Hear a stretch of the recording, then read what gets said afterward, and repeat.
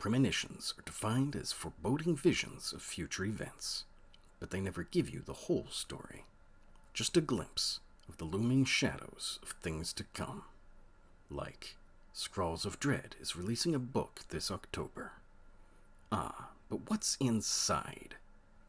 While we wait, perhaps we can get a glimpse. Previews of the stories the tome will contain. Perhaps we'll get Premonitions. Discovery. Thomas simply drove west, because that was all he knew so far. He only took breaks to nap briefly in the truck when exhaustion threatened to cause fatal accidents. This went on for the better part of 4 days, and then he stopped. He knew somehow that he had gone about far enough west, but he'd need a real night's sleep before he could continue. Rest wasn't really his concern, nor was his health in general. He'd hardly even bothered to bring food with him and had mostly grabbed meals from drive-thrus once a day or so. His chief concern with sleep was dreaming. His dreams, from the first moment of the urging, had been abstract to say the least, but they had guided him nonetheless. The dreaming would tell him where to go next. Sure enough, the next morning, the pull of the object had further refined itself. It was off-road now, through rough plains of sparse foliage and uneven terrain, but the truck could handle it.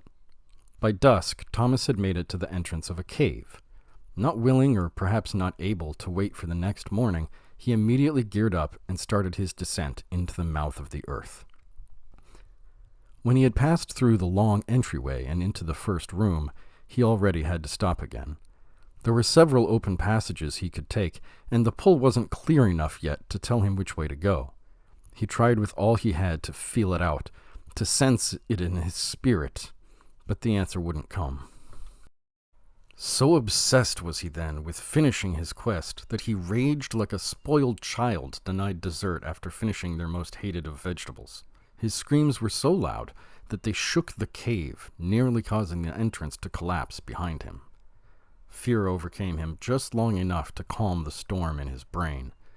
It was time to sleep again, to dream, to again deepen his connection to the pull of the prize that awaited him. That's it for this sneak peek. For the rest of the story and many others, look forward to our book release in October. We publish other short stories Mondays on Substack. Our Spooky Snacks series continues Tuesdays and Saturdays on Instagram and YouTube, and you can also follow us on Facebook and Twitter. If you like and share these, it'll really help us get the word out about our book. Thanks for listening, and enjoy your nightmares.